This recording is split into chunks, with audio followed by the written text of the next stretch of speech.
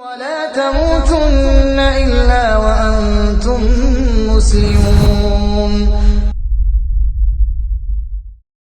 Assalamualaikum warahmatullahi wabarakatuh. Pemirsa Al-Muslimun TV yang semoga senantiasa dalam naungan rahmat Allah Subhanahu wa taala. Kita jumpa lagi di channel ini.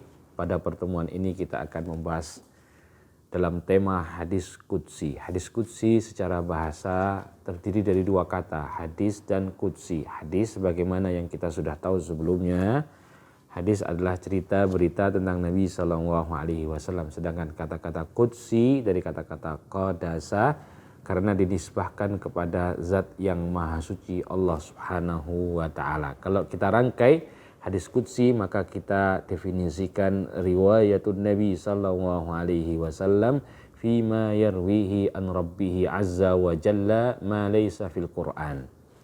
Adalah riwayat Nabi SAW dari Tuhannya yakni Allah Subhanahu wa ta'ala yang tidak didapati di dalam Al-Quran.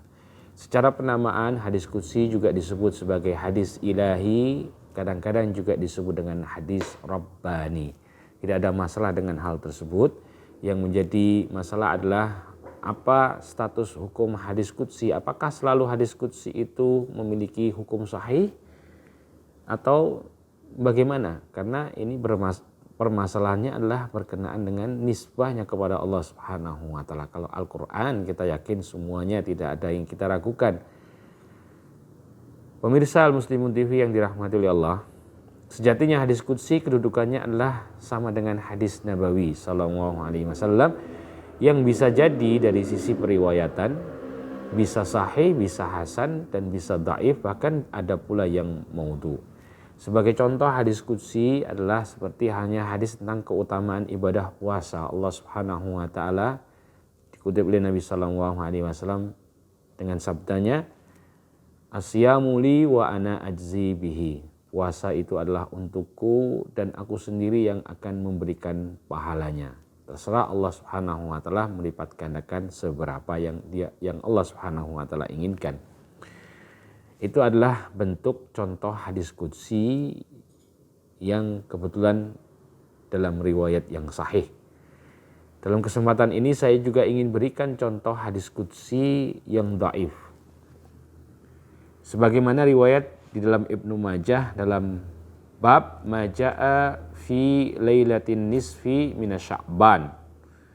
Ibnu Majah meriwayatkan hadis dengan sanadnya bersumber dari Ali bin Abi Thalib radhiyallahu anhu qala Rasulullah sallallahu alaihi wasallam, "Idza kana lailatun nisfi min Sya'ban faqumu lailaha fasumu naharaha fa innallaha yanzilu fiha li ghurubi syamsi ila sama'id dunya fa yaqulu ala min mustaghfirin li fa aghfir lahu ala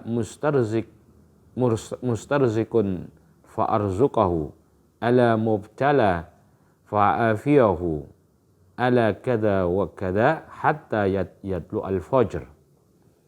Artinya Rasulullah SAW bersabda, apabila datang malam nisfu Sya'ban, maka maka sholatlah pada malam-malam harinya dan berpuasalah pada siang harinya, karena sesungguhnya Allah Subhanahu wa ta'ala turun ke langit dunia pada terbenamnya matahari dan berfirman. Nah, kata-kata berfirman di sini fayaqulu, ini Allah Subhanahu wa ta'ala, di sini letak hadis qudsi. Firman tersebut adalah, siapa di antara hamba-hambaku yang meminta ampun, maka aku akan berikan ampunan kepadanya.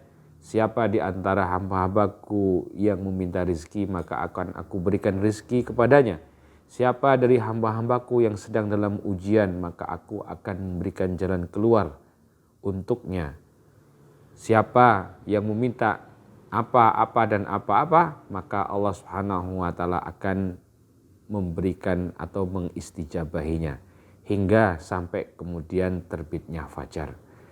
Kalau kita lihat di kitab Ibnu Majah sendiri dan kita runtut rawi-rawinya satu persatu, maka kita akan temukan salah satu di antara perawinya di sini yang menjadi sebab masalah dhaifnya adalah seorang rawi bernama Ibni Abi Sabrah. Dia adalah bernama asli Abu Bakar bin Abdullah bin Muhammad bin Abi Sabrah.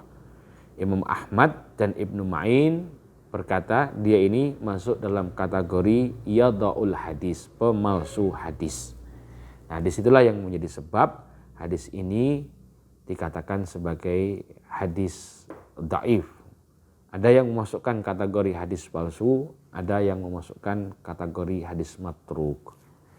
Demikian mungkin yang dapat saya sampaikan, mudah-mudahan bermanfaat. Assalamualaikum warahmatullahi wabarakatuh. ولا تموتن إلا وأنتم مسلمون